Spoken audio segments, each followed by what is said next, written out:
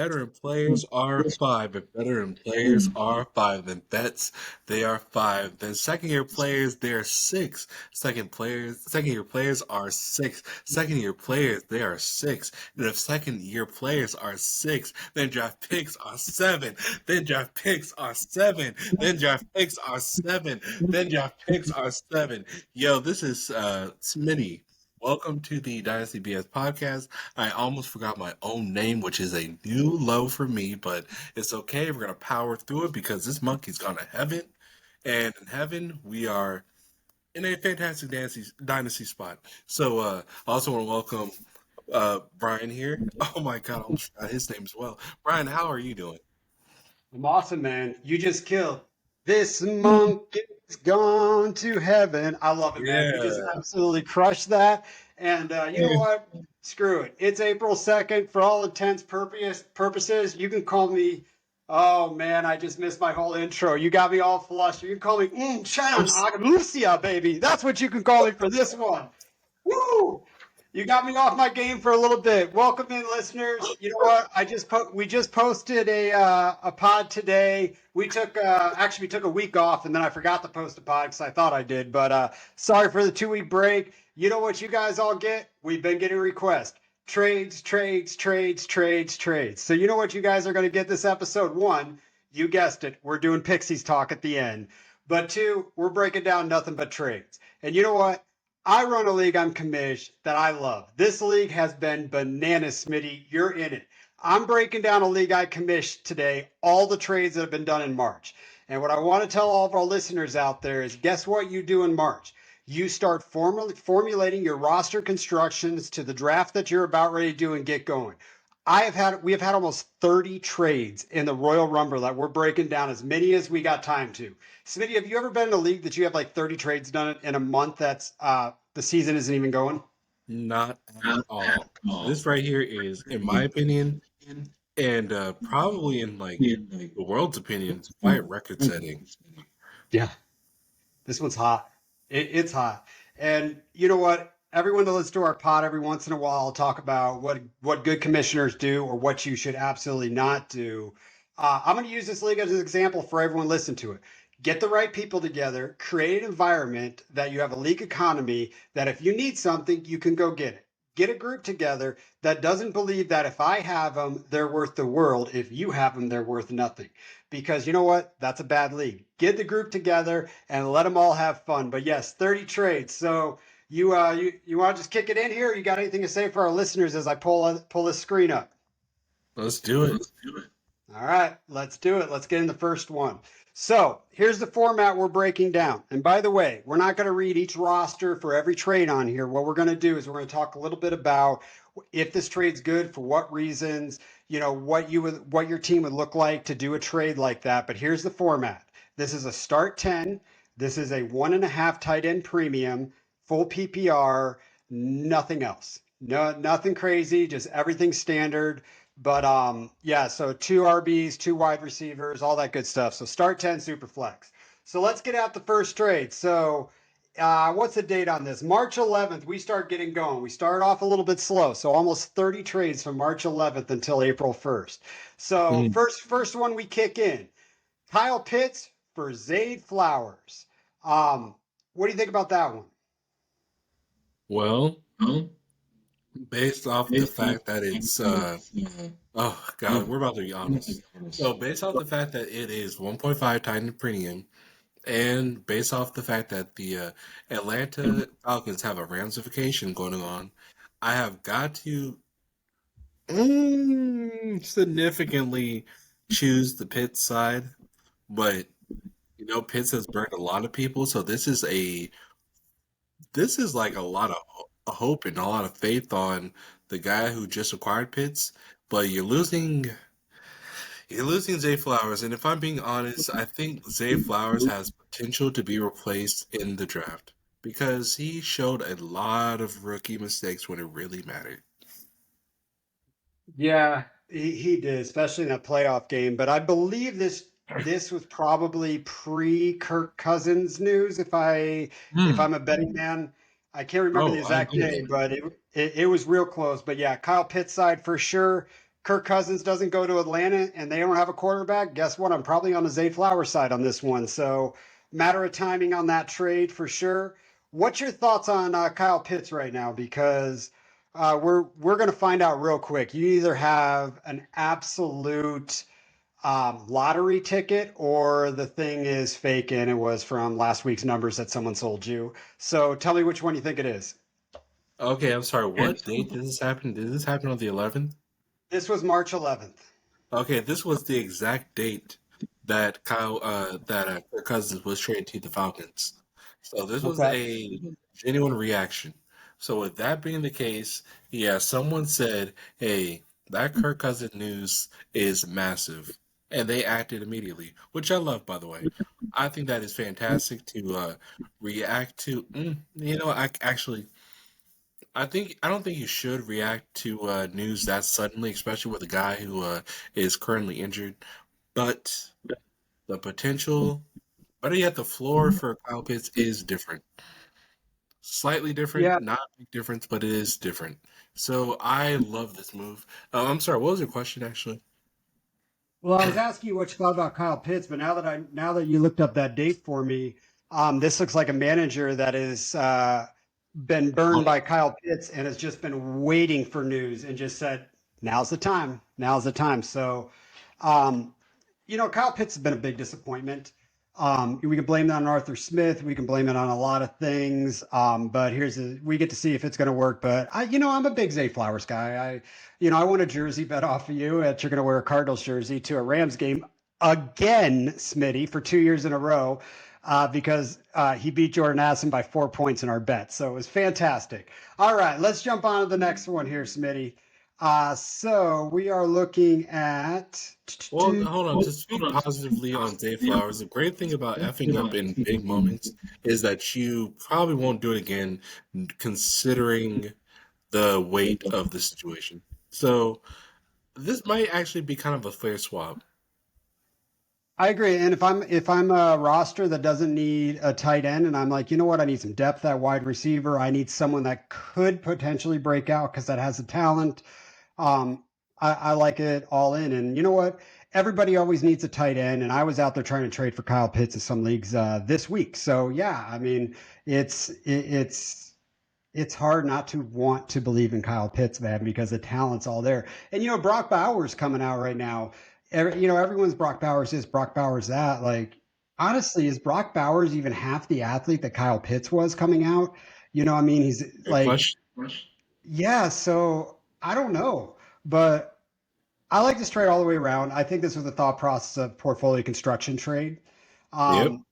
So the next one, we have Jordan Addison gets traded for Josh Downs in a 25 second. And for all intents purposes, let's just consider that 25 second right now a mid, just not a contender, not a Right. horrible team, just right in the mid. Um, I like this trade. This is the type of trade that I do quite a bit. You see how I trade. I think that on paper, Josh Downs is a tier down from Jordan Addison. You get the extra piece, but you might have the same receiver as Jordan Addison as well. So these are the type of tear downs I like where I love Jordan Addison. I absolutely love him. He's going to get a quarterback. Every mock that we look at, he's getting a quarterback. So I love Jordan Addison, but I like the idea of getting an extra piece with the possibility that there isn't much difference of the two players. Now, what do you think about this one? Yeah, I mean, right there with you. If Kirk Cousins was still in the Viking situation, I would massively prefer Addison over Downs. Um, but of course, Kirk Cousins is not there, so Addison's going to get a rookie quarterback, and that could. I mean, Addison's doomed to be a second, and now Downs with the Michael Pittman contract extension. Downs is also doomed to be a second, maybe even a third as well. So if you're gonna tier up to Addison, which is, I mean, not even a sexy tier to begin with, this is how you do it. So I'm frankly looking at an even trade all around. Yep. I agree, but for me, I always want the extra liquidity piece Yep. to then go buy a running back, somebody I might need, or find a way to use it as a tier up. So I love the trade all the way around. For how I play, I would take the Josh Downs second. Yeah. I think I'm going to assume the roster construction is very similar for both teams, with just inevitably a wide receiver swap with a tax on top of it.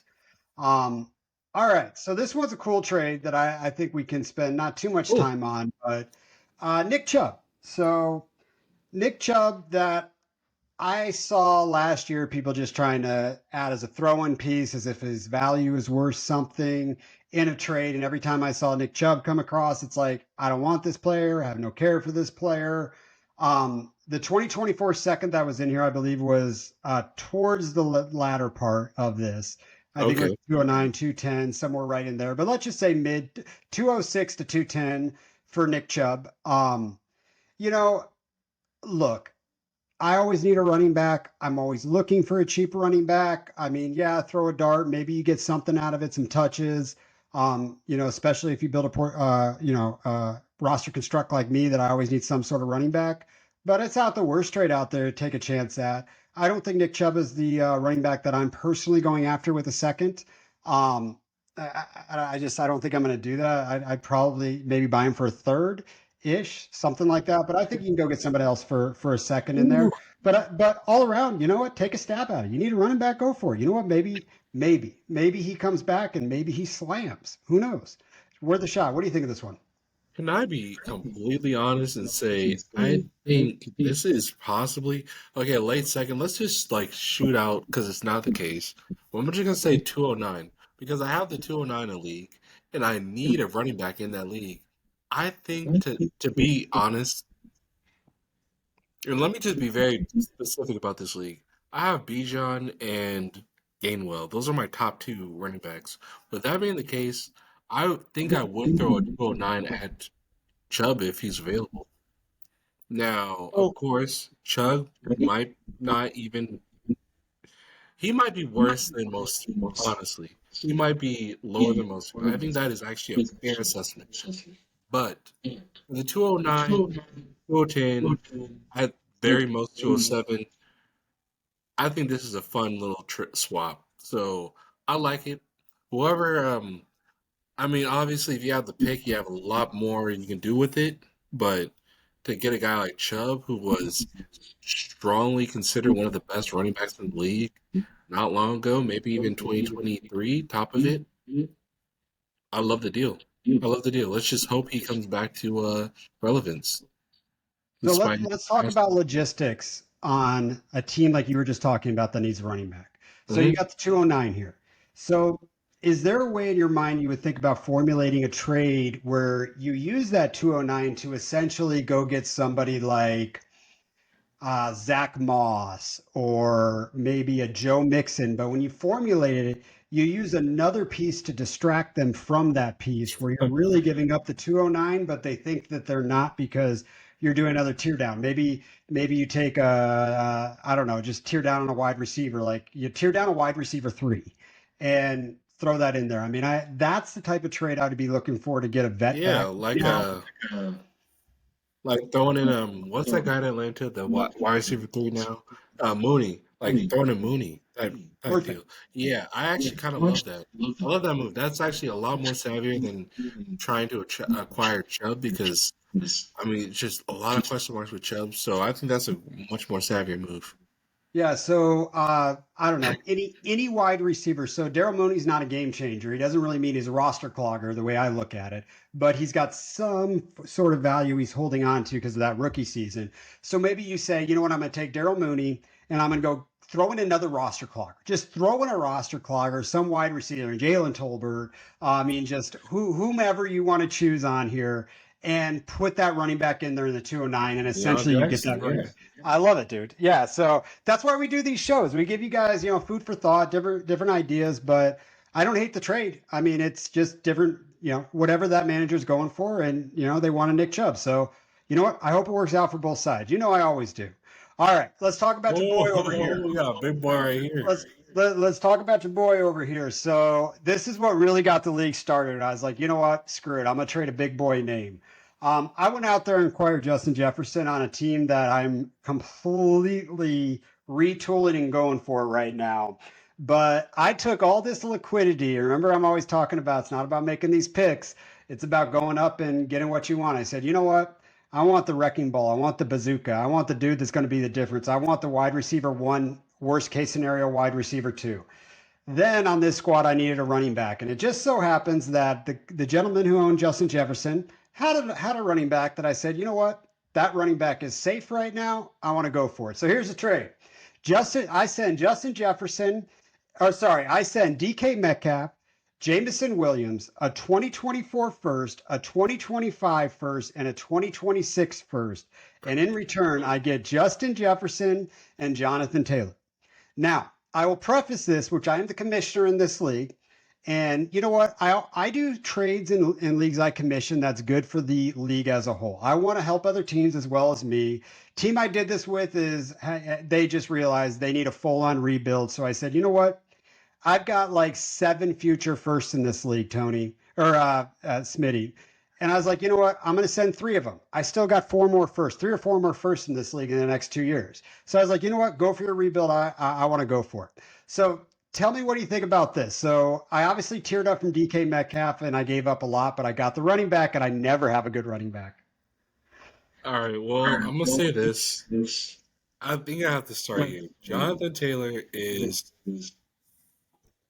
scary because as far as the RB1s, I mean like the actual RB1s in Dynasty go, he's one of the scariest because of his quarterback willing to vulture touchdowns, but his skill set does pretty much grant him the ability to be an actual workhorse. So you got yourself a workhorse. Period. And not only did you get yourself a workhorse, you got the wide receiver one. Now you gave up 2024 first, 2025 first, 2026 first, which is honestly the price. Period. That's the I price. essentially gave up 4 first rounders for Justin Jefferson and Jonathan Well, when Taylor. you say 4, who's the fourth? DK Metcalf. DK Metcalf, I mean, yeah, if we're talking 112, I mean, like the situation with DK walking in 2024 is that Gino is man. You know, I'm gonna be honest. When Gino, like towards the second half of the season, when Gino played the court of the Cowboys, that boy was on fire. Gino was a dog, and it was impressive to watch. And Metcalf himself, I think, was wide receiver one of the week and one of the top receivers. I got you. You know what? You know what? You sold me there. You're absolutely right. You did give up That's 4. good. Because in about 5 minutes, I'm going to show you a trade that DK Metcalf got the first round. Okay, yeah, I can't wait to get that. But I have been dying. I've been dying to talk about Jameson Williams. Ladies and gentlemen, Jameson Williams' value has in fact plummeted. And of course, knowing me, where is it? Knowing me, I have to mention that the fact that the Lions have let go, or really traded off, uh, Josh Reynolds. Josh Reynolds was the steady Eddie of that offense. I mean, obviously, Amon Ra was, of course, but Josh Reynolds played a massive part of that passing offense. Now that he's gone to the Broncos, I'm actually like tearing down slightly all of the offensive weapons, pass catchers for the Detroit Lions because that guy was a genuine steady. I mean, like Jameson Williams cannot, not in his early age, not in his young age, he cannot do what Josh Reynolds did. And Josh Reynolds is genuine veteran presence for that team. Now he's gone to the Broncos, which is actually really interesting. But just talking about the Detroit Lions, I that really does, in my opinion, tear down Jameson Williams quite a bit. With to the point where, okay, yeah, great. Now he has the opportunity and the target share, but will he step up to be essentially Josh Reynolds or better, which we were hoping? And I don't know at this point. So with that being the case, okay, you paid four firsts for Jefferson and JT. I think that is appropriate. I think you may have even gotten a quiet steal. Um, I don't think so. I mean, I definitely at bare minimum paid absolute market value for everyone involved. I probably overpaid because for some reason, since I did this trade, I've realized, dude, people are really down on Justin Jefferson right now about this quarterback play, and I've seen him go for a lot cheaper, but it helped the league, man, and I love it. I'm pumped to have JJ on this team. Um, the I'm stoked, but JMO, bro, like, look at JMO came into my life when I was a little less player agnostic, and look at I am perfectly fine getting rid of him off teams, whether or not I'm taking a loss on him, which everybody will if you draft him at this point. But I'm good with it. You know, if he goes off, I've got shares. If he doesn't, I unloaded. But I'm grateful to have Justin Jefferson. again. This is a cool little trade here. So this was Oh, uh-oh. We got your boy involved. Whoa. yeah. So we've got you send. Jordan Oh, Love. Smitty, I should I be the s- rightful owner of Jordan Love still in this league. I should. I'm never going to stop saying that because you'll see why in a few minutes when I go over the other trade I did, which now I wish I had the stack. But you sent Jordan Love. Oh God, I want Jordan Love as back. well as the RB1 for the Super Bowl winning Kansas City Chiefs, Isaiah Pacheco. I gave up Jordan Love and Isaiah Pacheco for the you know what, since I know this trade very well, I can tell you the 103 and the 209 very specifically. So I'm gonna just speak on this real quick.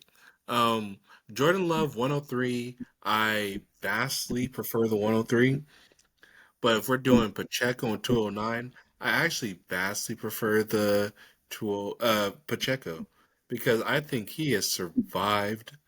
I think Pacheco has very well survived the free agency situation so far, like as of this recording, April 2nd.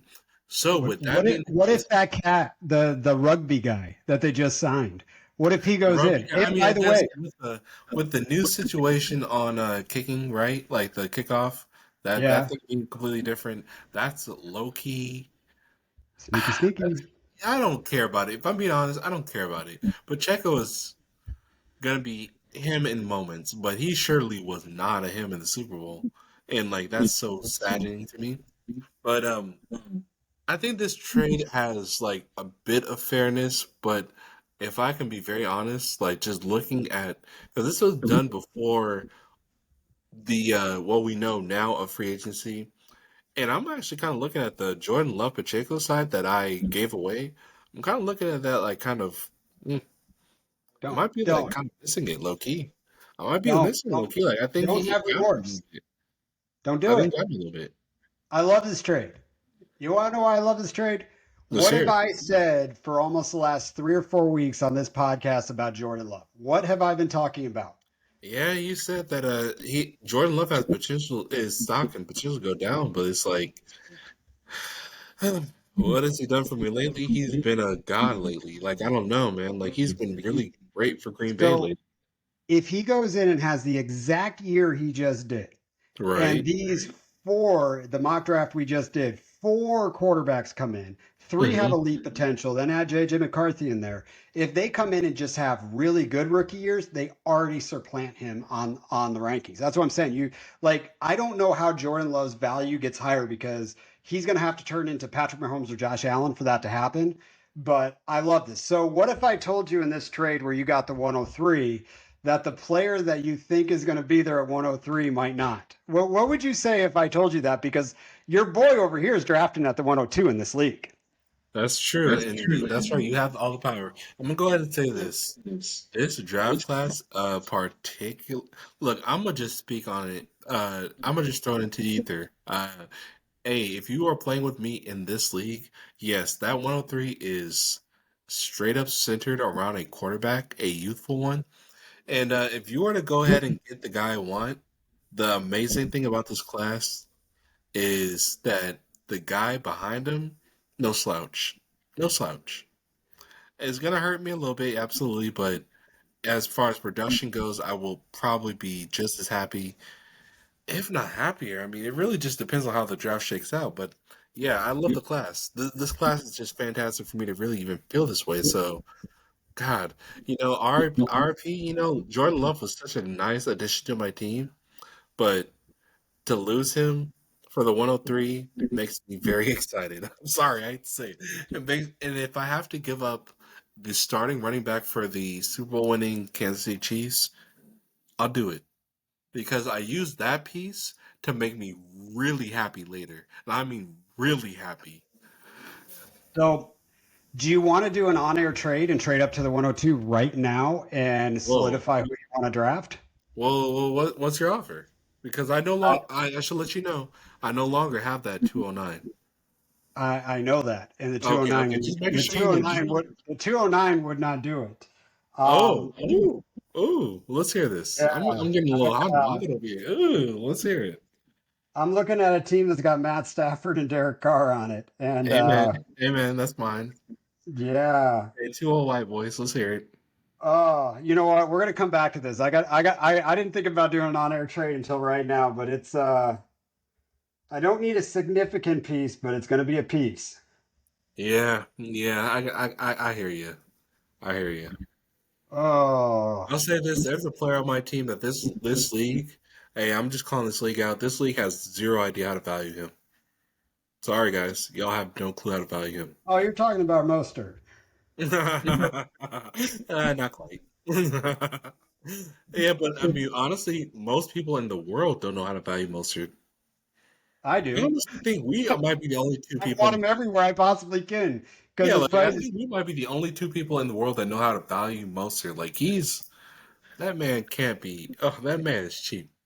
Oh, even if he gets half the touchdowns he got last year, welcome to my squad, my man. Right. Because, dude, I am just looking for anything I can get out of a running back, and I'm looking Yep. for one on the cheap. All right, so where are we? All right, I'm going to get the exact rounders in here. Let me just, I had the activity up. Give me 2 seconds. Oh, take your time. Yeah. All So right, I mean, while you you're doing that, well, what would you give up to move up one spot to the 102 from the 103? know, I mean, probably not much because, like I said, like if I lose the guy who I have in mind at 103, I'm very happy with who's remaining. Like, I mean, Shucks, I am very much not player agnostic, but like I do understand the production from Homeboy, the other guy, is there. Is there. Like I understand it's there. And it's like the first Yep. time I really am sitting here appreciating the fact that he could be him. Oh my God, am I All seeing a right, so this one's a cool trade. All right, so we get Calvin Ridley and James Cook for hmm Gus Edwards and the 110. How do you feel about this one? Well, I think I'm the only person in the world who likes the fact that Gus Edwards is on the Chargers. Um, but do I like him more than Cooks? Absolutely not, because Cooks has a lot more. What's so funny? Cooks has a lot more opportunity to fumble, and that's like the facts. Like that's like actual. We can bet on it facts. That kid, if he's not practicing non-fumbling techniques right now, then he's gonna fumble in 2024. So, okay, now we're looking at Ridley, who is a 1-2 in that offense, which I pray to God they don't F up and get a tackle in the draft. I mean, then we're looking at the 1-2 who could be Cockney, who could be on the Chiefs. And if that's the case, then that's a fantastic pick. You know what? Okay.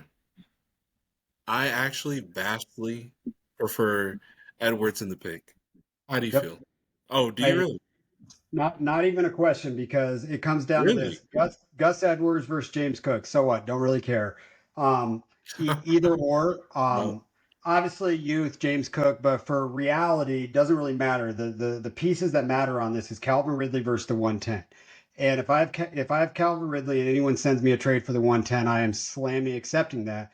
Just because the 110 for the mock draft we did on the other podcast for the listener league, we're talking about the wide receiver for Kansas City Chiefs if they draft one, the wide receiver for the Buffalo Bills, Yeah. or if Brock Bowers falls, if JJ McCarthy gets drafted and falls. I mean, we firmly supplanted the cutoff at 110. So I'm taking the 110, and be quite honest with you, I would take the 110. I would give up Calvin Ridley and James Cook for the 110. Oh, So itself. Oh, just by itself in this draft. In a normal year, no, but in this year, I would. But look, I'm not going to hate the trade. You know what? Calvin Ridley has been an elite wide receiver. That was a little bit ago, but either side works here. Some people just don't value picks the way that I do, so that's why when I say I'll take the picks, I think I could do much more than that because let's say on a team, I don't know the roster, but let's say a normal roster like me where I'm going to have some really good wide receivers and some quarterbacks.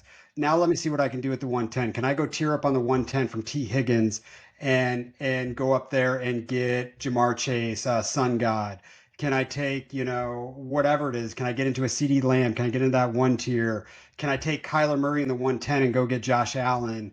So like that's the reason I prefer the pick there and the unknown that I maybe just find an elite talent in this year's draft at the 110. So that's why I take that side.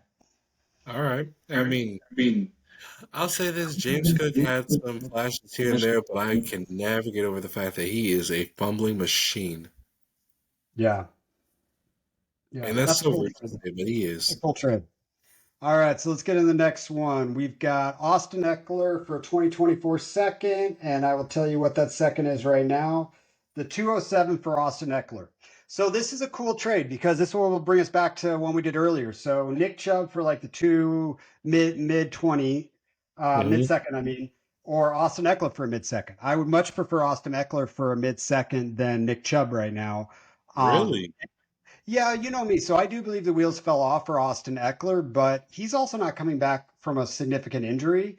And you know what? I'm going to bet Nick Chubb's injury was pretty bad. It was pretty bad. So I'm just going to bet the running back not coming off the injury. But either which way, I would probably be using that 207 for somebody else other than those two.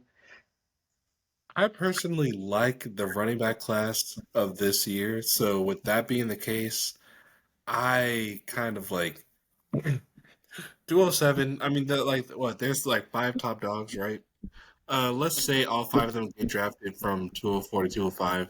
Then the six man up is a strong backup in my opinion. If you're going for running back, that's if you're going for running back because like there could be tight end, there could be receiver.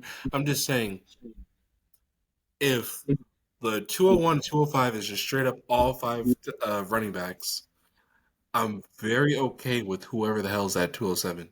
Now, Austin Eckler being with Washington, sharing with Brian Robinson, I mean, I don't love it, but Austin Eckler on paper should be the better back. It's just when he had ample opportunity for a fantastic offense that was set up for him to succeed, he simply did not. So let's get that young, hungry mofo in there. So I'm feeling the 207, frankly. I am. And I think this is exactly like an even trade because who knows? Yep. The opportunity for the 207 may not even be greater than Austin Eckler. So this is an even trade. It's like I don't know. You're just re-rolling if you have Eckler. So So I prefer the 207, and that's not what I was saying. I was just saying I looked up that Nick Chubb trade. It was for the 210, by the way. I was oh, just saying if I'm giving up a late second, I would prefer Austin Eckler over Nick Chubb. But in both scenarios, I'd prefer the 207 over 210, mm, just for how it fits on my team. Because now it gets into the what am I going to do with the 207 now? What can I do to go get somewhere else, do something else with it, and still find myself in a better position? yeah. I'm Um, gonna go ahead and say this now. If you do manage to tear up with the 210, please do it. But if not, then you gotta be ecstatic with Chubb at the 210. Holy shit! Like wow, I didn't know that was the case. So shit, that's great. Uh yeah. oh. So, all right. So let's get into the next one. So this is a pretty cool one. So the team that I traded for all those firsts that's rebuilding that I Yeah, got you just got another first. so he goes and takes DK Metcalf, He sends him over, gets Jerry Judy, a 2026 first and a 2026 second. Mm. Um, I much prefer the Jerry Judy side because look at I get DK Metcalf and I know exactly what this team's doing, and that's why for this trade I love it for both teams. One's accomplishing a rebuild, one's going for it. So I love this trade, but just in theory, now I'm looking at like, okay, what can I go do with Jerry Judy that in this first? What what can I do? So that's why I like it. And by the way, we'll get into this later, but this team turned Jerry Judy and another player into a quarterback. So like I like this trade all the way around, but I'll take the three pieces, especially the first, because I'd probably accept a first for DK Metcalf straight up because I'm not a greedy man, Smitty. You know me. I believe that, you know what, I'm not going to rip a team off. We're going to do what's right for both of us. But this is a fantastic trade for both teams for the aspect of what they're trying to accomplish. Yeah, I'm gonna just say this real quick. Judy's arrows has been actually pointing upwards to me because I mean I have been personally damaged, like I mean just like absolutely massacred by Amari Cooper in the playoffs in 2023. Like I hated that situation so much. Right? Oh, and actually in this league, Amari Cooper assassinated me. He destroyed all my hopes and dreams. Now, I understand that Amari Cooper's into his like what ninth, 10th year in the league. Meanwhile, Jerry Judy's in his like fourth, fifth. Um, Judy has more tread on his tires, and with competency, Judy can be a thing. So you get a thing plus a first and a second. I don't give a damn what year that is. That's great. Shout out to the. I mean, but then again, we also saw the massive boom game from DK. So, I mean, as much as I want to call this a fair trade, I actually prefer the picks plus Judy, just Yep. for age. Yeah, just for age. Yep. And it's how I like to build. I like those Yeah. pieces. I think that's a good leverage trade. All right, so let's pull boom, Oh next my one. God, this looks like something I did. Oh, it is. Oh, here we go. All right. So Smitty, let me break this down because I want our You got listeners it. to remember this You trade got all because the this film back. this trade led to another trade which I really like, and I got to give Smitty some credit. So Oh, we get Smitty receives Christian McCaffrey. He goes and gets his 49er because he loves that team. He goes and gets his homer in Cooper Cup and then gets Christian McCaffrey's a handcuff in Elijah Mitchell. And to do that, he sends Tony Pollard, don't care about, Chris Olave, that I really care about, and Christian Watson. This is just a smash all the way around because I know what teams did this. I love this trade. Um, Smitty, I think Cooper Cup's got another year left in him, like another wide receiver one, top 12 year. I don't know oh, about after that, oh. but he's got another smash year left in him. I know this. I know this guy does. He's just got to stay healthy. I take Chris Olave over Cooper Cup specifically for age and roster construction. I I take agree. Christian. I take Christian Watson over Elijah. Your side smash, dude. Your side smash for what you're trying to do, but I love it for the other team. I think Christian Watson can actually still be an elite wide receiver. He's shown that he just needs to stay healthy. If he stays healthy, he can just be elite. So I like this all the way around, but you got the two pieces that I think can really go out and win you a league in Cooper Cup and CMC this year. So I like it all the way around. I'll be honest. Obviously you liked it. I'll be honest. I mean, because when I make trades, I never feel like I smash the fuck out of someone. No, no, I didn't mean to say that, but listen. Okay, so this trade, if you prefer receivers in the league, yeah, that Olave is like because you got Olave and Watson, which if healthy is an absolute dog. Plus Pollard, who can easily usurp Tajee Spears, who has no ACL. I love that. I love that trio. But I know a lot of you mofo. I know a lot of y'all vastly prefer Christian McCaffrey, who is the best running back in the NFL. I know y'all love him. I know y'all love him. It's quietly why I did it. And then we have Cooper Cup, who I adore, obviously, as a as you know as the MVP of the Super Bowl here, just reminding you guys. Yeah, he got that done for us. And then the backup for Christian McCaffrey for when the wheels fall off or when he needs low management when the NFL starts implying that or importing that, using that. Mitchell might be a thing. So I don't know. It's like, who do you prefer, really? In this situation, it's like, do you want the receivers or do you want the running backs? I chose the running back side. Uh, Homie chose the receiver side, and then he also got youth on his hands. So I Mhm. kind of like if you want youth, which is important in Dynasty, he did a great job. But I went for bets and I went for dog bets and Coop. I understand the worry, I understand the fear of Coop, but I'm positive about him. I personally am, and that's really a personal decision for you. Do you want to purchase any Coop shares? You go for it. I'm I have been. I got Cooper Cup on a lot of squads right now. and that's exciting because worst case scenario, he's a great blocker, which he showed a lot of blocking prowess in 2023. Best case scenario, he's right there with Puka, But I'm and telling you, he's his reality price. in between. His price is a 1 year rental. Like seriously, his price is pretty good. But I like this. So this fits your build. Always this fits the way you build your teams. You love your vets in there, but you know what? You did a win now move, but the other side, that's not a win later move. Like that, that's pieces that you can win now with. Chris Olave can fit really nice into a win now.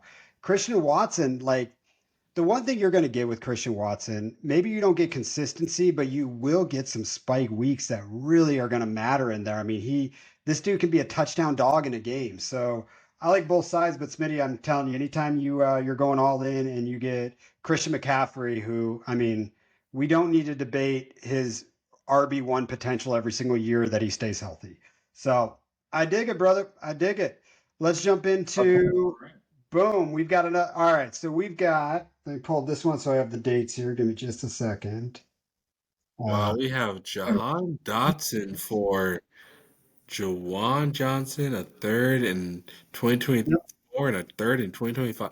What the hell? Okay, so this is pretty much, in my opinion, this is like, what is the price to get rid of Dotson? Which is what Champ Kind said. What is the least I'll take? Um, a couple thirds is cool. I think that's like period where you should stop. But he also got the potential of Juwan. So this is slightly even. The question is, whoever the hell the quarterback is for the Commanders, will they increase? Will they raise Dotson's stock? That's the question. And this guy Assad said yes, and Champ Khan said no. So it's like, which side do you land? This is the trade that made me so proud of the team that got the thirds that gave away Johan. Yeah, that's the So, process. Yeah. we like to teach on this show, and I love that owner. He's one of my best friends, and he's really he's a hardcore listener from me. This is as process gets. This is what makes differences in fantasy football. Mm. Johan Dotson is an absolute roster clogger.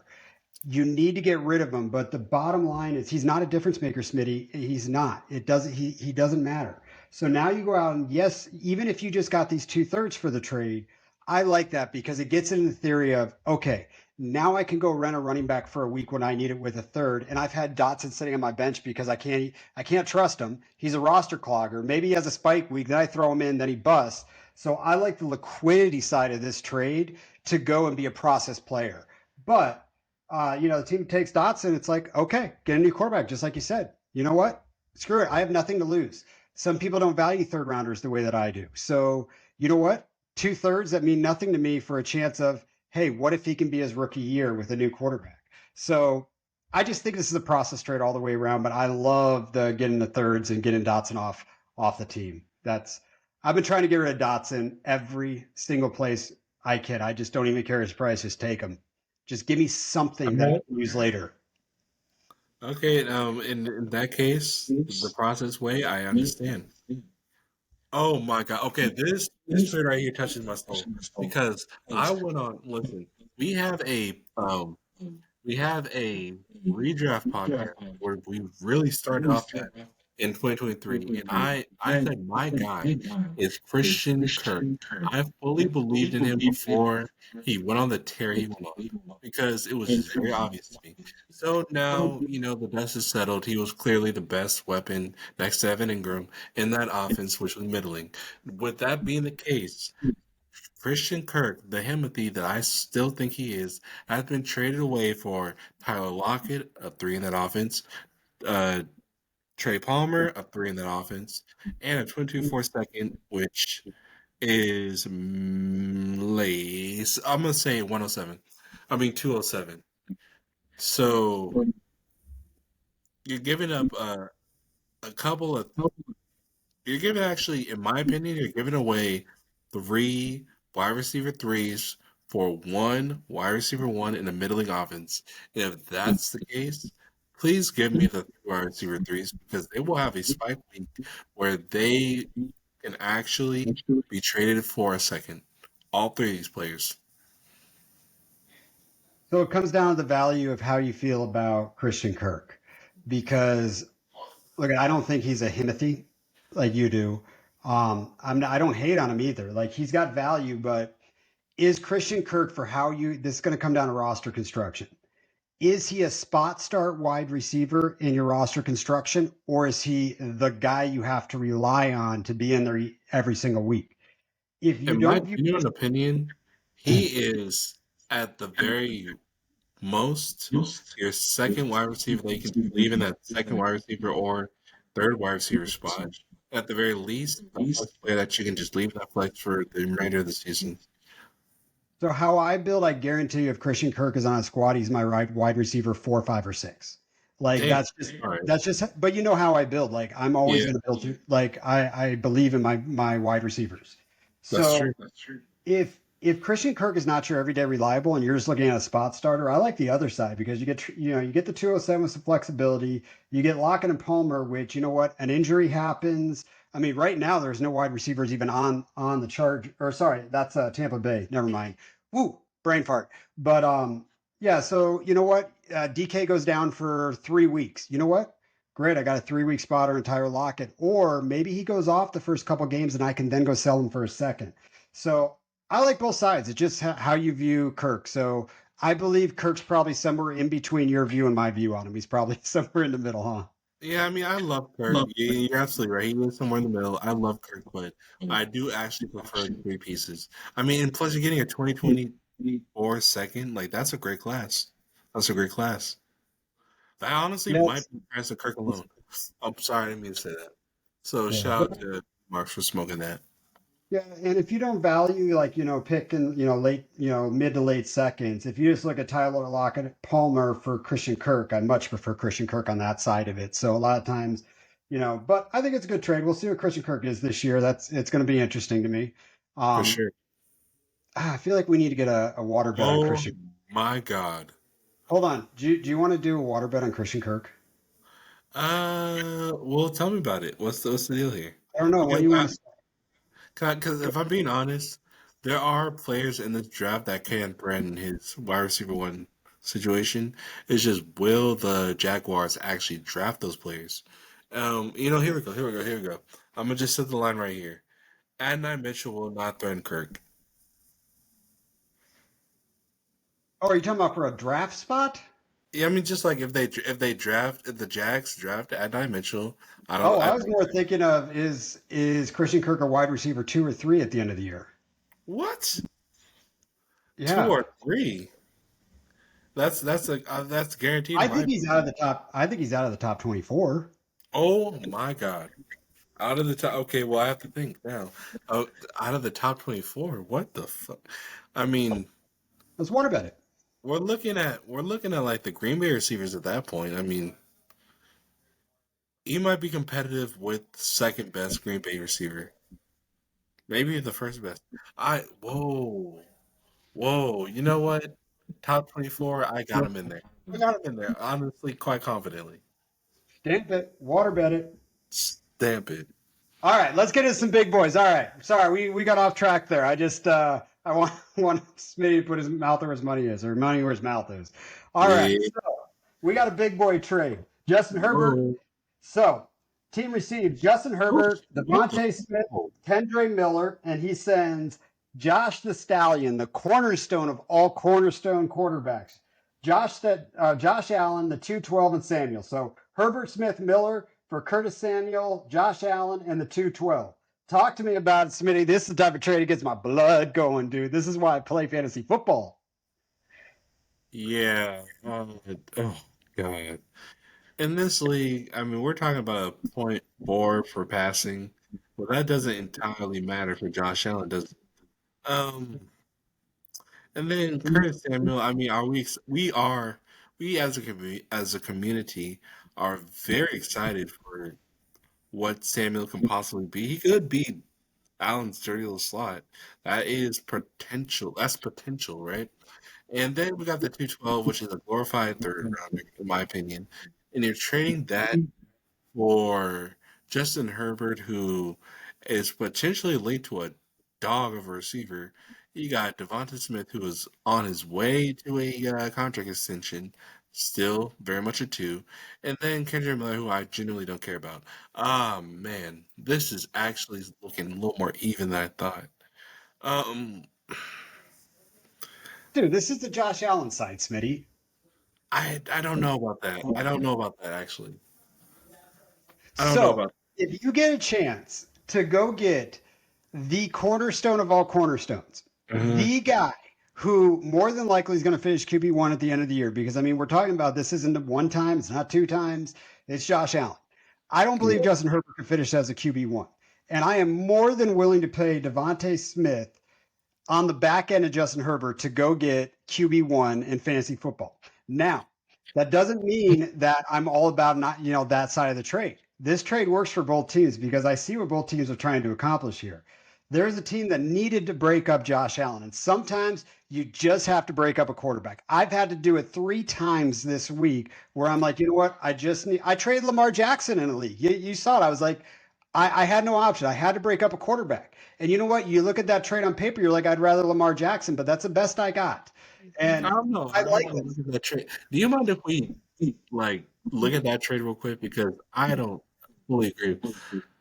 The Lamar Jackson trade? Yeah, if you can. I'll Oh, pull you that have up. to pull it up this way. You know what? I'm sorry. If you have to pull it up this way, damn. No, I don't no, know. no, it's all good. Okay. Oh, you know what? I'll leave it here. I'll pull. Actually, hell, let me just go. That's League of Champions.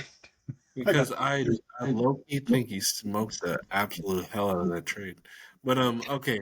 So you're right, getting the cornerstone of all cornerstone, but you're getting a massive downgrade receiver, and I don't know, it's pretty whack to me.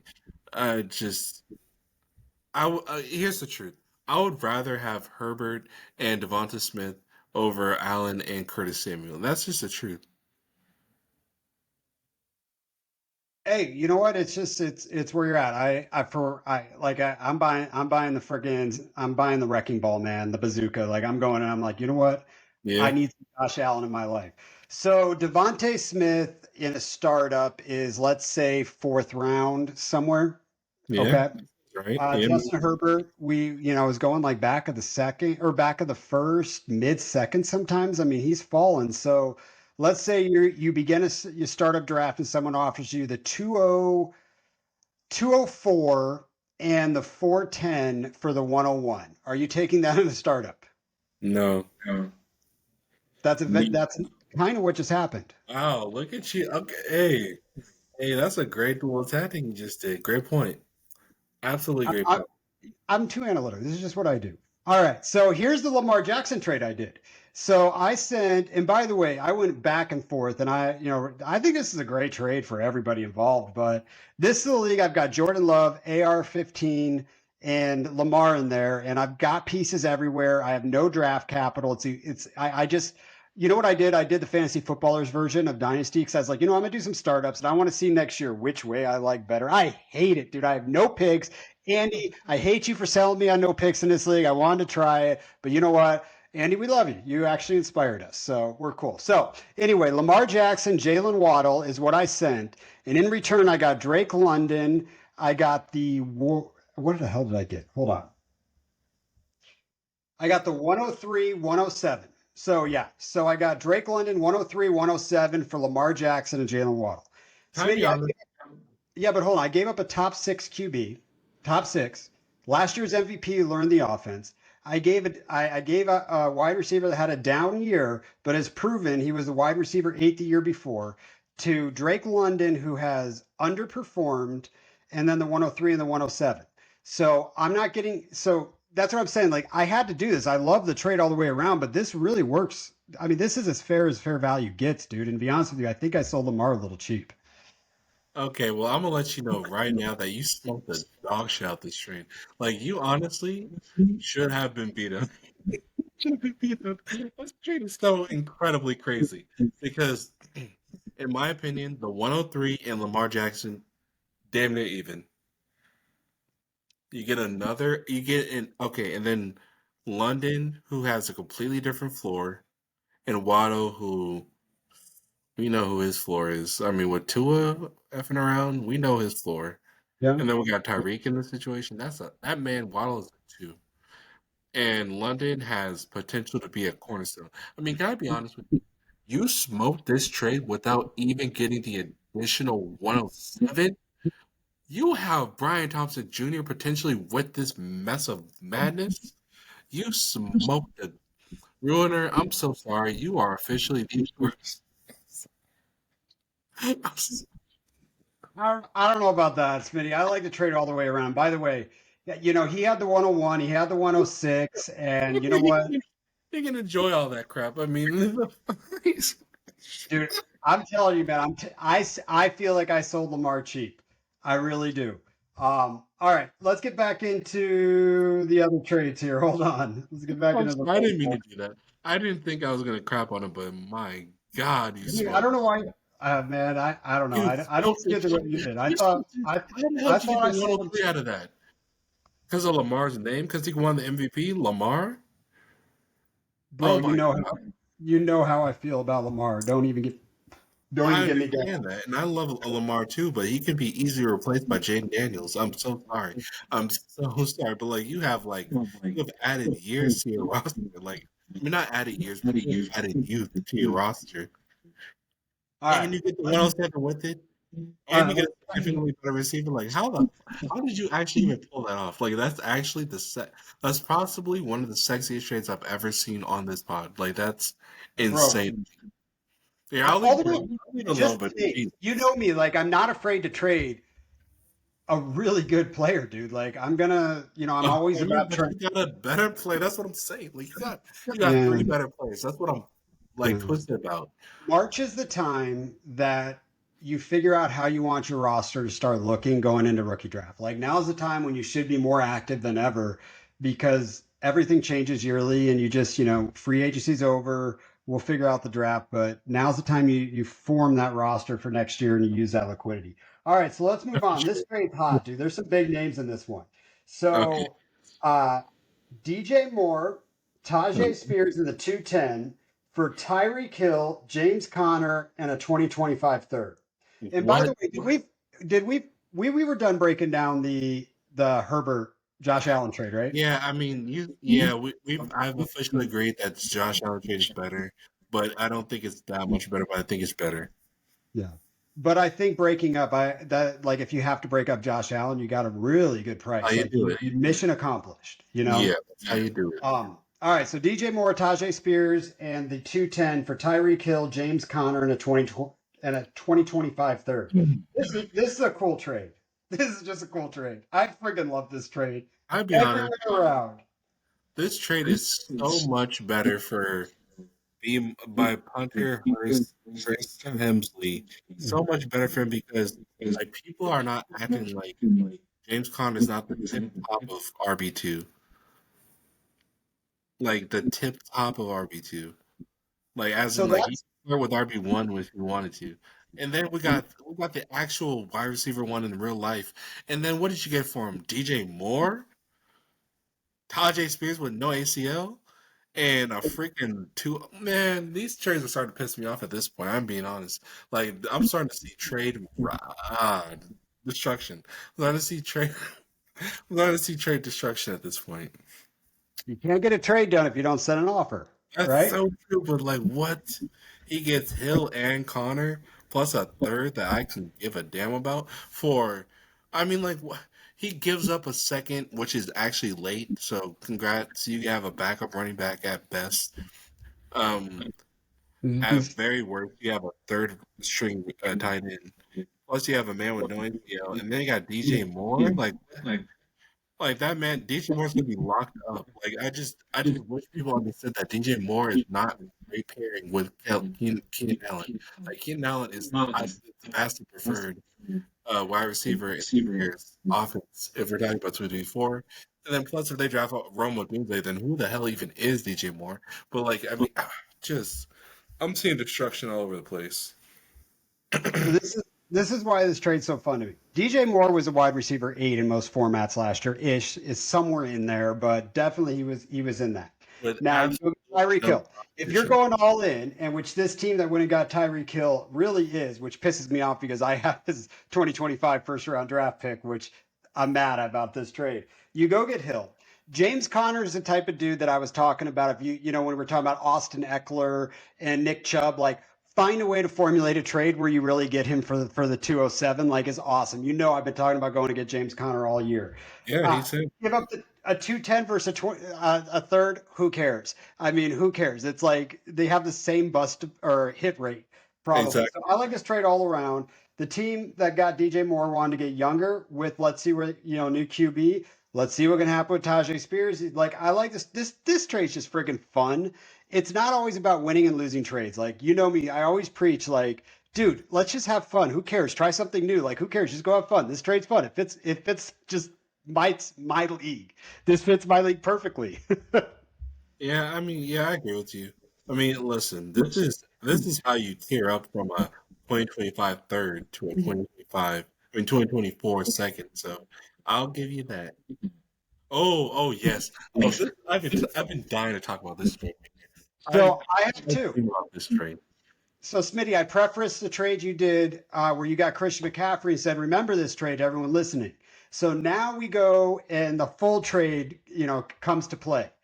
Smitty, you get Kyron Williams, 204. You send Christian McCaffrey on a 2024 second. You get younger at running back. You get your homer because you're going to love rooting for him. And all it does is it costs you a second. I mean, I love this trade. It's a process trade for the person getting the second. It's a process trade for you where the second really doesn't mean any much and you get the player that you really, really want. This is a good trade for everyone involved. It's fun. I'm glad you feel that way because I have a strong understanding of how people feel about this. Ladies and gentlemen, this right here is a statement. This right here is a massive statement. And here's the statement to be made. Kyron Williams is going to score the absolute most touchdowns of any running back in the 2024 league. I mean, season. Like, I know you're sitting here saying, "Oh, what? Whoa, has he been drinking? He's been smoking. What's wrong with this guy? Is he have that much of a homer?" No, guys. Like, we saw the situation when he's healthy. Um, let's say the Rams. I'm gonna just tell you right now, the Rams will draft a capable running back to actually outside that Ronnie Rivers BS that we liked, but he hit big in the lottery. I mean, not in the lottery. He hit big in Vegas, so he's eye money wise. The Rams are gonna draft an Audric Estime, uh, maybe even a Jalen Wright. Just like nah, no, not Jalen, but just somebody very comparable to Kyron Williams.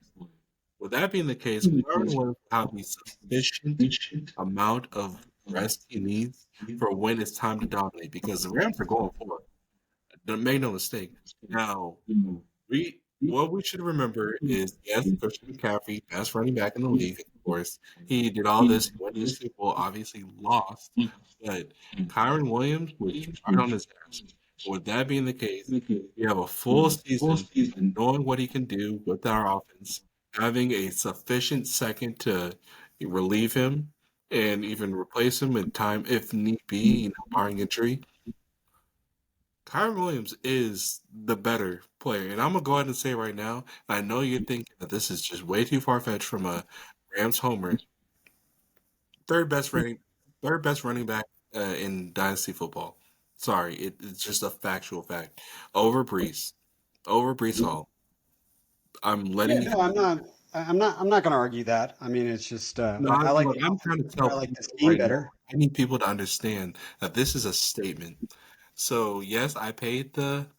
Did I pay the youth tax, the Homer tax, whatever you want to call it, the 209, and Christian McCaffrey? Yes, yes, I did. But this is a statement, and I just want this to be a moment.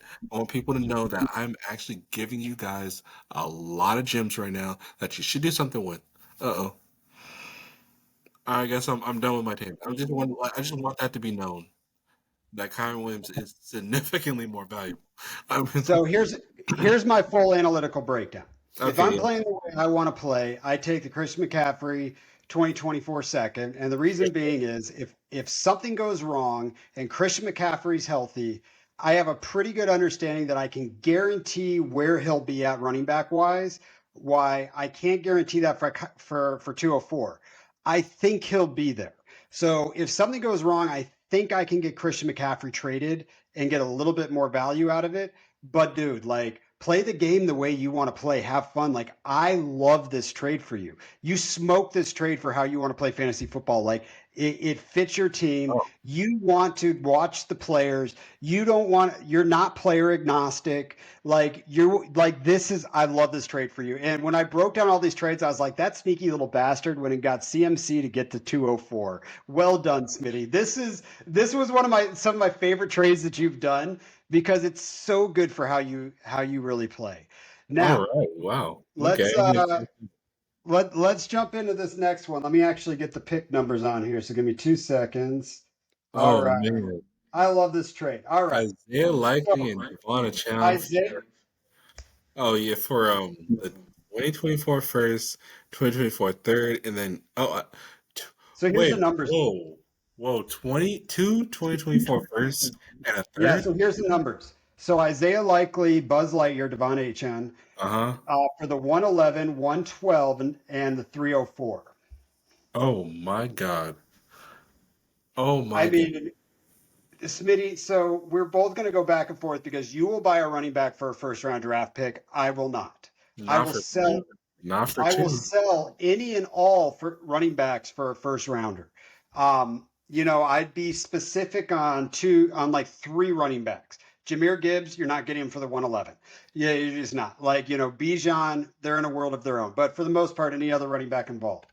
I freaking love this trade. I love the liquidity of the 111, 112, and the 304. But dude, Buzz Lightyear and I think Isaiah Likely is the most undervalued tight end in all of fantasy football. The team that has him right now in this league, I have been at for 2 friggin' weeks trying to get Isaiah Likely off of his squad in every which way possible I can formulate a trade, and I have not been able to do it, and it drives me nuts I don't have him on this squad.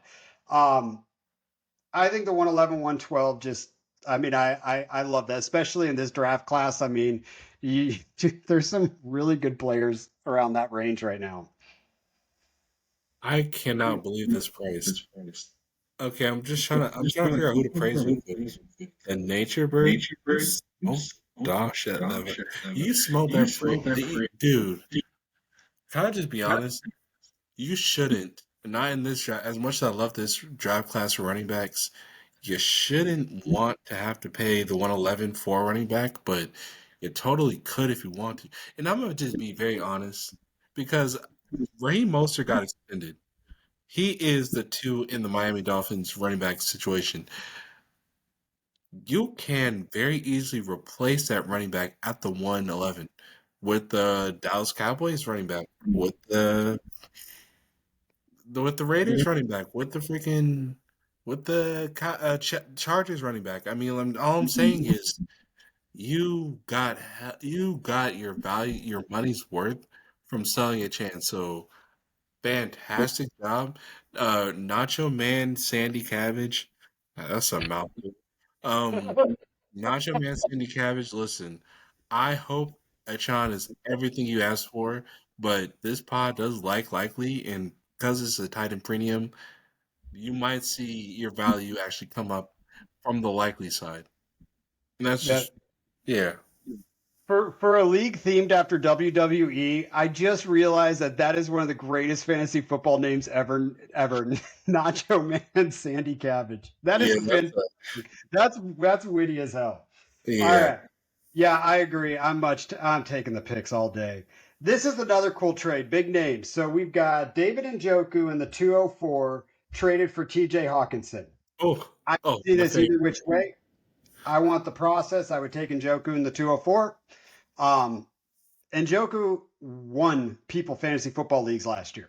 He has the potential of being huge when it counts. And if you go back and look at his history, dude, he always has a great end to his season. Starts slow and ends well.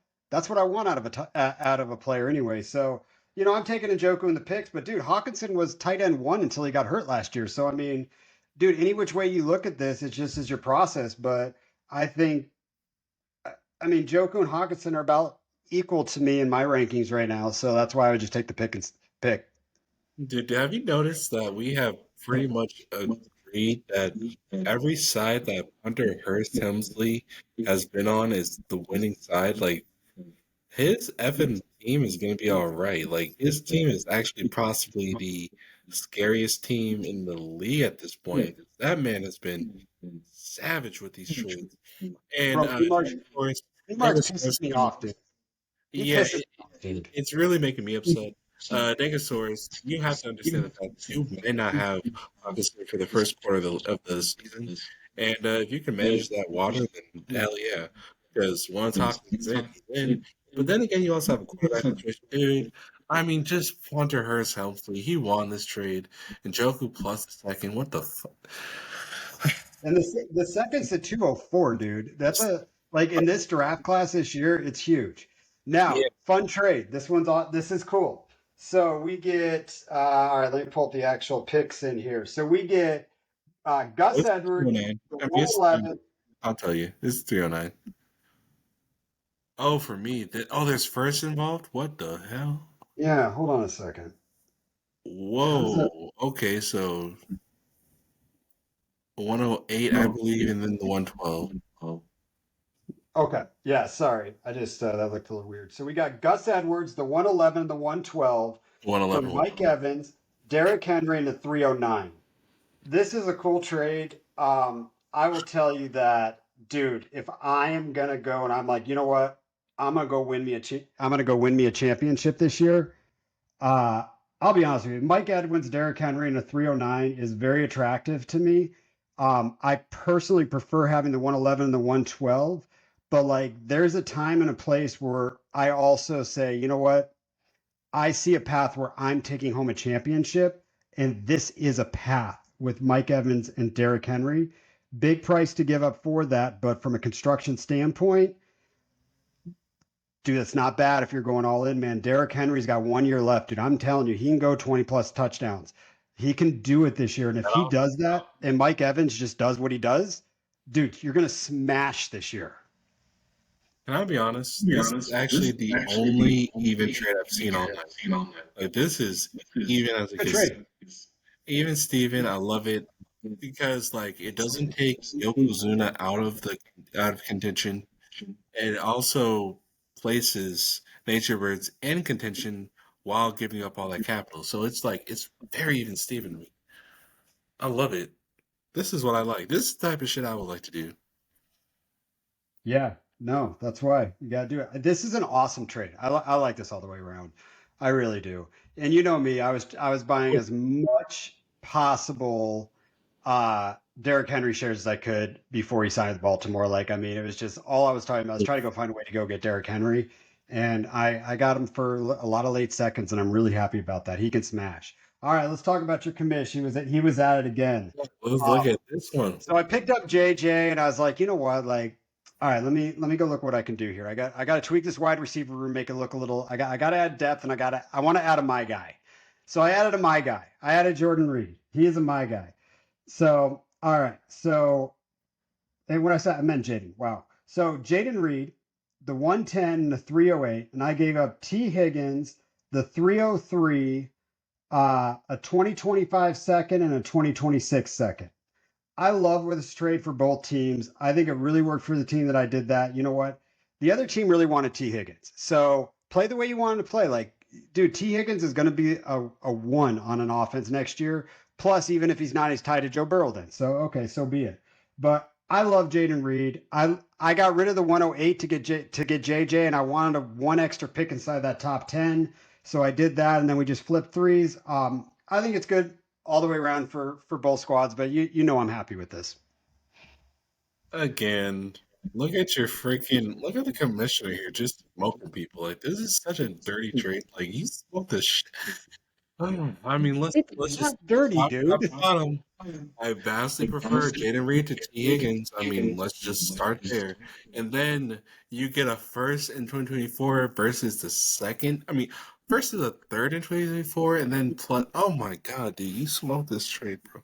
You So if smoked. anybody, Sorry, if anybody, I don't think this manager listens to the podcast because if they did, I've done nothing but talking about tearing down off a certain tier to Jayden Reed, which is not a tear down for like a month now. And I was like, someone's sending me that I can. Okay, I'll take this.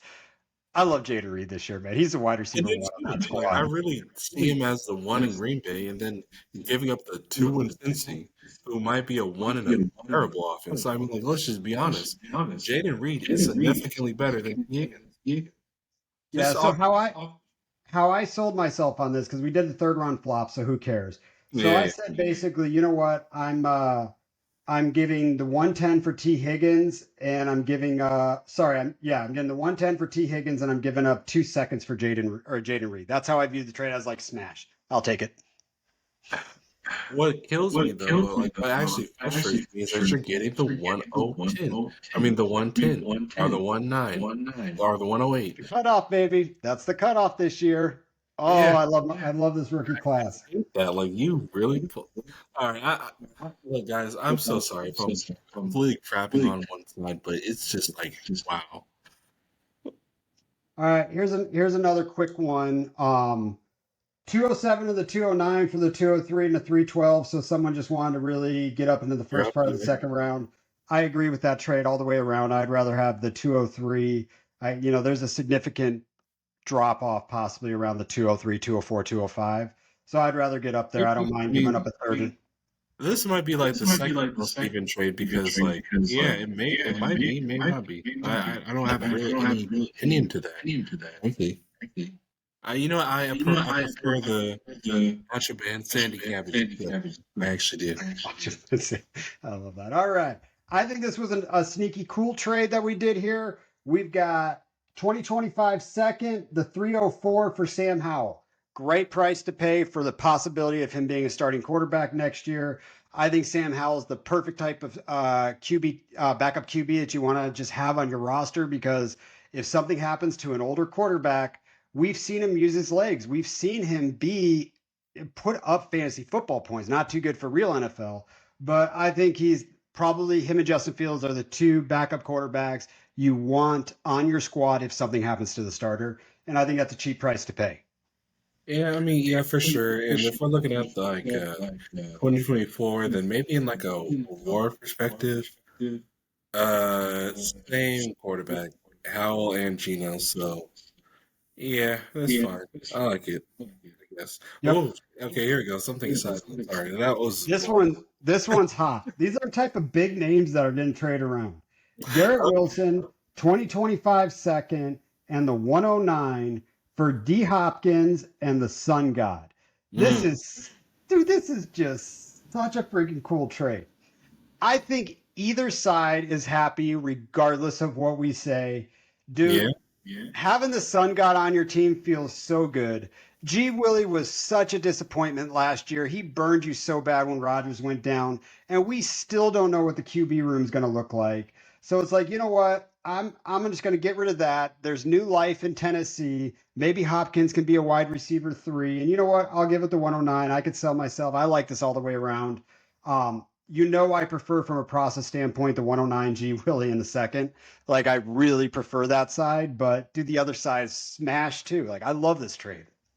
Yeah, I'm gonna be honest. This is gonna come from a homer's perspective.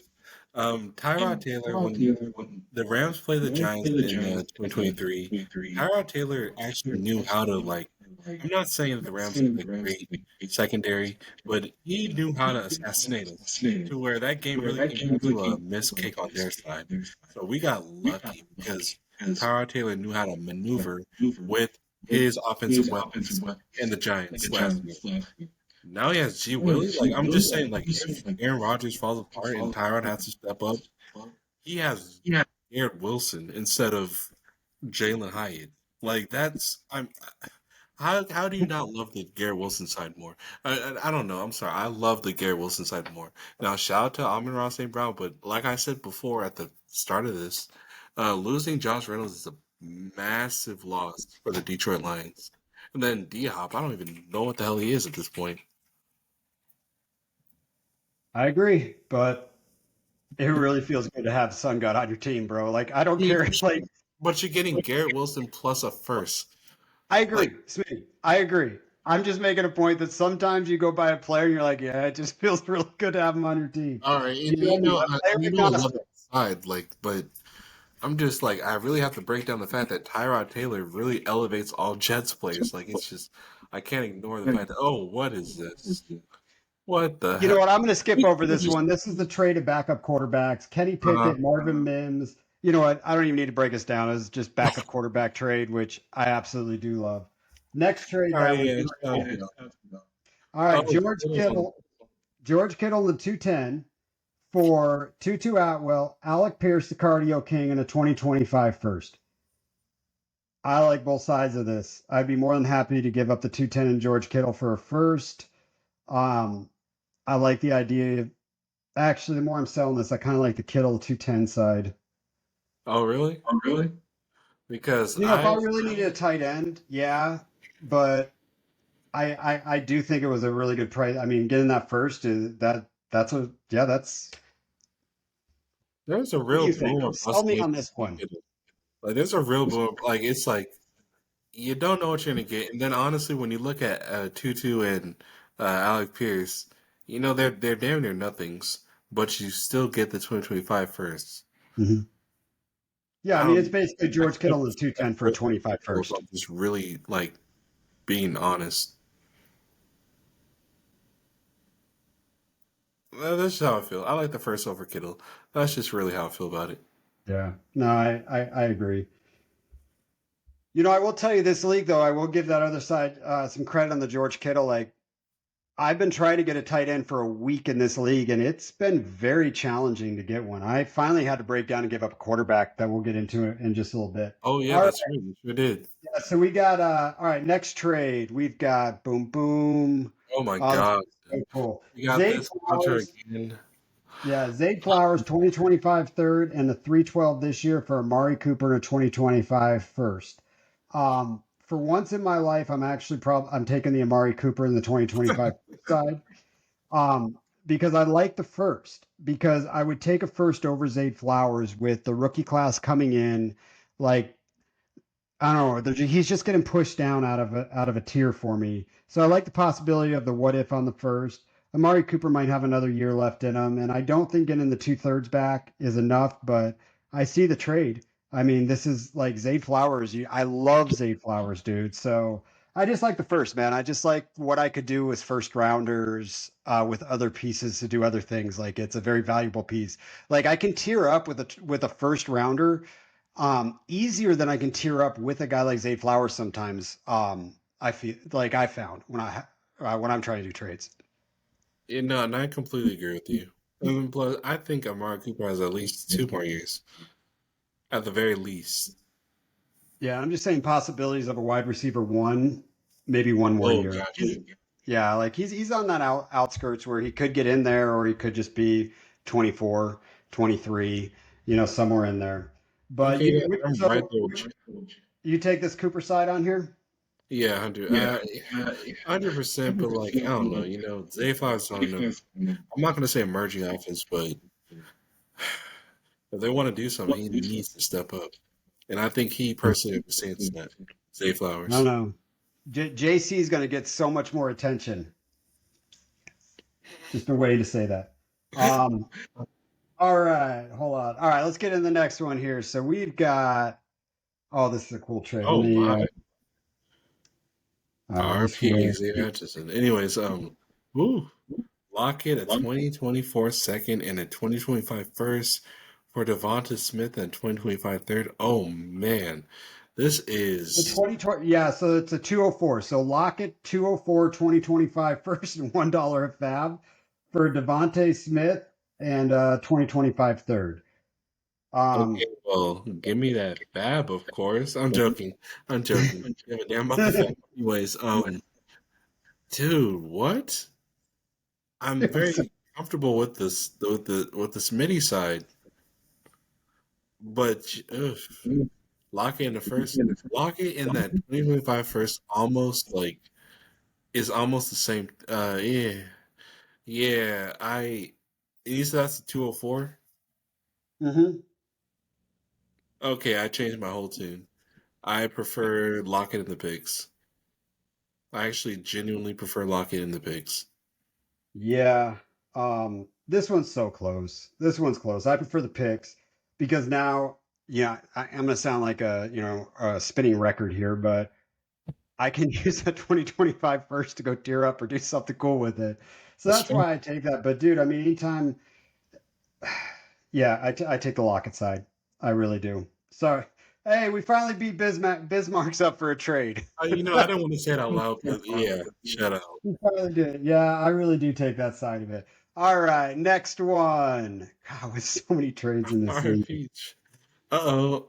All right. Oh, This is the one I did this morning when I told you I've been trying to get a tight end for quite some time. I've been today? you know what, man? I need to get a piece of the chosen one. I need to get some of that Houston Texans offense. I hear you. So I broke up a QB. Didn't want to, but I was forced to kind of do what I want. So Deshaun Watson and I picked up Dalton Schultz and Jerry Judy. Look at bottom line is this is not the trade that I wanted. This is not the trade that I was hoping for. Deshaun Watson's value is nowhere near what a starting quarterback's is at the moment. That's guaranteed a contract. It's crazy. Um, Good trade all around. Look, I sold a discount. I sold cheap.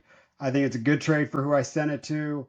I needed a tight end. That was my missing piece in this one. I could use some depth about what if, what if. And the cool part about this trade is Deshaun Watson ends up being a really good quarterback this year. Both sides of the trade win because Jerry Judy's going to have a good year then. Deshaun Watson does. No one's mad about it. And if Deshaun Watson doesn't have a good year, hey, you know what? Neither does Jerry Judy. So it just is what it is. It's kind of a cool trade, but I'd break up a QB in this one. I really tried to get Deshaun Watson traded for the last week, and I could not tear down into another quarterback. Nobody would let me tear down. I mean, I was trying to tear down to Bryce Young, Will Levis. I mean, dude, like I was like getting to the back end of QB That 31, was that was 30. smart tear down. And he just couldn't get done. He Right. said, "Oh, Mm-mm. I'm gonna be honest with you. You gave me props for that Kyron trade, which I really deep down I don't think you should have done. I think you probably should have been on that CMC side, but which I think you kind of in your heart you were. And with this case, I genuinely think you probably should have waited till after the draft so that people like myself could realize that, well, Watson is a starter, and Bo Nix, we don't know. Jaden McCarthy, we don't know. Yeah, you could have been a little more patient, if I'm being honest. But So I, this one was 100% about what I needed to accomplish going into the draft, holding the 102, 105, 110, and the 202. oh, Um, so I needed to get some decisions done, and that's why this trade might have hurt you in the long run, Smitty. yeah, mother. All Hey, reverse this trade. Let's turn this around. Keep right, that. Like, I mean, I'm joking, but dang, that's all unfortunate. right. So on the real, everyone, thanks for listening to that one. We're going to break down some pixies here in a second, real quickly. Oh right. Oh yeah. Wow. There's a lot of. All done in the last 3 weeks in one friggin' league that I'm the commissioner on. Royal Rumble. Thank you all for making it such an amazing league. I hope everybody that plays dynasty football participates in a league. Commissioners, the league is what you want to make it. You make it fun, you make it competitive, you get the right group together, and you have a badass fantasy football league. So cheers. Cheers to the Rumble. All Yeah, right. I So was in there a couple times. Shout out to me. And shout out to you. You were in there a couple times. Yeah, we got active. yeah. Oh, we've been going at it, man. Everybody's been going at it. So let's break down some Pixies, man. Let's talk a little bit about the Pixies. So it's kind of funny. I love the Pixies, but I started kind of thinking about what I wanted to talk about with the Pixies on this podcast, and I started realizing there's nothing analytical about the Pixies for me. Like, it is the most random band that talks about the most random crap in their songs that you sit back, you're like, what are they even talking about? I don't know, but it's just awesome. So, the Pixies are the most random band that I've ever actually heard in my life. Now, Yes. how I got into the Pixies. So I grew up around this time, but I really, I didn't get into the Pixies too much because I don't. What, Smitty? How would you classify the Pixies? What genre? Because it's like this fast, I slow, fast kind of songs, and this is the thing that I personally do. If it's cooler, yes, I say cooler. If it's cooler than traditional rock, it's alternative. And that's just how I instantly do things. So I consider them to be an alternative rock band with a lot of punk influence, to where yeah, I would even say that they are a punk band that I can actually care about. Like, I hate punk. I think that is a messy genre. I honestly do. But the Pixies, even with their messiness, which they have a lot of, can still appreciate and even love. it's hard to be a band that is commercialized and not commercialized at the same time. Like nobody really talks about the Pixies are this, the Pixies are that, but yet you really go back. I mean, these are soundtracks to a lot of things. So I actually started falling in love with Pixies even more after the movie Fight Club. I Oh, listened to them a lot when I was younger, but they had I think it was "Where's My Mind" was on the credits on there, and I was like, oh, yeah. such a killer song to end the movie. And I was like, I'm gonna start listening to Pixies again a little bit more, and I fell in love with them, but they made a masterpiece, and their masterpiece is Doolittle. It's just you listen to the things and it just blows your mind. So it took them. Let me see if I can pull up these stats. Oh no, I closed it down, but it took them like 2 weeks to make Doolittle, dude. Um, 2 weeks to make this, but these And are. it I kind of mean, feels like it, unfortunately. It feels like they really didn't spend too much time at all uh, on Doolittle. yeah, their first album only took them, I think, 7 days, and it only cost $10,000. And that. I think that's what actually makes their music. So, when I look at this, we've got Debaser opens up Doolittle. That to me, dude, just the bass alone in there, that I like it when the first track on an album just gets you going. That tells you everything you need to know about this album. But man, we're talking about Wave of Mutilation on here, which is just some. I don't want to say sadistic lyrics, but they're definitely dark, dude. Like, I mean, they're I talking actually about want to mutilation. I actually want to talk about that because I don't have examples in front of me, but yes, where Wave of Mutilation, Debaser, uh, Bone Crusher, or not Bone Crusher, Bone Machine. They have a litany of song titles that are actually really like physically disturbing, like body horror. And and if you look at them like in a lineup, they're kind of like the most straight edge band of all time. They could even look, they damn near look like Christian rock band. Like they really look like Fantastic Folk. Like to where like when you hear a title like Wave of Mutilation, you don't really expect that that this fine folk are even doing that. Like it's I love their song titles. And I even love their subject matter because honestly, one of my favorite things if we're about to get personal, one of my favorite things about the Pixies is their songs are actually kind of like sexual and not like in a real like lusty way or even like romantic way. It's just The subject matter is sexual. And the greatest thing about this band, now honest to God, the greatest thing, and I'm talking about the first two albums because past the Kim Deal era, I don't care about because I'm all about that Kim. Now, with that being the case, with their first two albums and their APs and stuff before, a lot of their songs are really short. Like it's really straightforward to the point, and they never flesh out their topics. So the song could be about, oh man, gigantic. I mean, you say that Doolittle's your favorite album. I I wholeheartedly think Surfer Rosa is their best project, which is unfortunately their first. So their first was their best, in my opinion. And Gigantic is just about a shorty like hooking up with a dude with a massive one. And I that's know, literally what dude. it's about. Like that's just what it's about. Like that's just what it is. Like and then there's a song oh no, what's the name of it? It's I'm Amazed, where it's about a teacher who likes to hook up with field hockey students. Like that's what the song's about. Like it's a lot of like sexual material. Like there's even like a song about a dude who just molests children. Like I know that's crazy.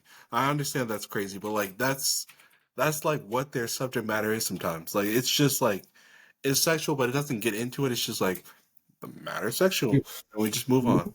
No topic is off limits to any of their No songs. topic. I'm glad you put it that way. No topic is off limits. And the dude sings it in a way that is just like nobody can do. Like seriously, I sat here tonight and tried to write some ridiculous lyrics to open up a show, and I'm like, I can do that to anything. Like I can always make up stupid lyrics. But I'm sitting there trying to do the Pixies. I'm like, how the hell? How am I supposed to change these lyrics? They're perfect. Like they're perfect and they're just demented at the same Right. time. Right. And then you look at a song like it, you know what the thing is? This Monkey's Gone to Heaven. You opened it with it. That's one of my favorite songs, and that's why I like the Doolittle album because every once in a while, like my favorite song by a band will be tip the scale a little bit. And dude, when they just say when God is seven, I mean that song blew my mind. But I swear to God, they're talking about global warming in that song They before totally, global well, warming was even a thing, dude. They're talking about it. So you're they might. absolutely, you're right. Like it's definitely some social, I mean, environmentalist stuff going on in that song, dude. You know, can I say this? That's it's not necessarily go to because I don't like doing that song.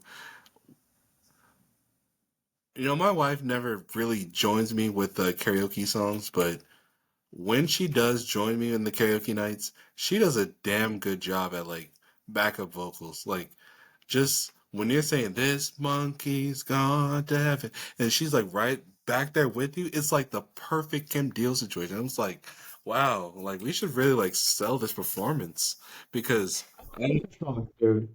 she hasn't I done love that. I love it when they just because I like it when there's two voices, dude. You get the chick, you get the guy. It's yes. perfect.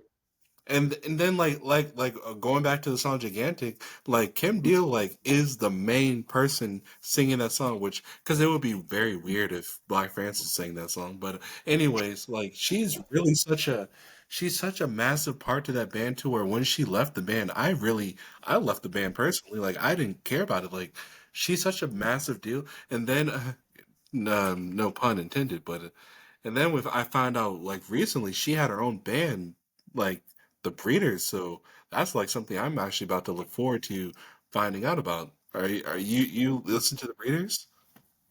I've heard them before. They rip a little bit, you know. It wasn't necessarily like Okay.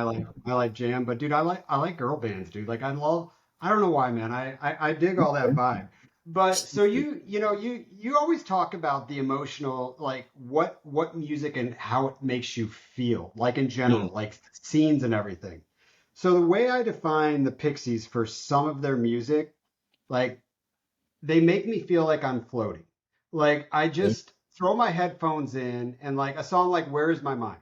Dude, I just throw it in, close my eyes, and it just feels like I'm floating away and all my troubles are just going away and I'm entering this effed up world for just a few minutes and then I'm gonna leave it and get back to my life. But like most music doesn't make me feel like I'm floating. Like their music just takes me to another level. It takes me into a moment, but much different than the other artists like Morrissey that we've talked about and Biggie. Like it's a different feeling. It's like I'm not in the moment. It's like I'm looking down on the moment. I think does that make sense? Yeah, actually, it make perfect sense. Yes, because like honestly, this band is not like. I mean, like they make really short songs, so they're not really even trying to wow you with any guitar solo or anything. They're just trying to be very straightforward. The subject matter is not much, and even with that being the case, they're musically enough to make you smile. Like I think you put it really well. Like they have the capability to make you float. And I mean, we're talking about "Where's My Mind." That song's about freaking snorkeling. The homie being chased by a freaking fish, and it's like what? It's like what? That's what the song's about, and it perfectly soundtracked the finale to the Fight Club. And yeah, he's running away from a fish. He's swimming away from a fish. When he Uh, just says like "koi koi" in that song, like every time I hear, it, I'm just like, God, that's awesome. That's so witty. Right. right. That's And then there's so. a That's part. all Now hold on, I have to mention this. There's a part in the song where the one of my favorite things about Surf Rosa is the what is it, producer of the album, he recorded moments of them talking, which this might be a little toxic, but there's a moment where Kim is trying to do the doo doo part, that's like in the background, and it's beautiful in the background. But when she's doing it, Francis is like, "No, you're bad. No, no, I don't like it. No." And it's that's like on. I don't remember that. like him shitting on her on the song. It's like whoa, but it's like it's still a beautiful song. Like I don't know, just listen back. He's like, no, that's not it. So my recommendation is go trade other records, go get Doolittle, go get Surfer Rosa. Yes, They'll blow your mind. If you haven't listened to it, do it. But just take it seriously, man. Just go through the album. Just go through the whole thing. Don't just pull up their top songs. I love it. They're a great band, underappreciated, geniuses. That's all I got to do to end this one. You got anything else to say? And let's jump out of here. no, just Monkey Gone to Heaven's probably my favorite song from them, like you said. So yeah, we both agree on that. We agreed on a lot this episode. We were on a lot of things, man. I'm proud of us. Nice. But either way, you all, thanks for putting your put your feet in the air and your head on the ground. Thanks for spinning around with us for an hour and 40 or so. We'll catch you all next week. Cheers.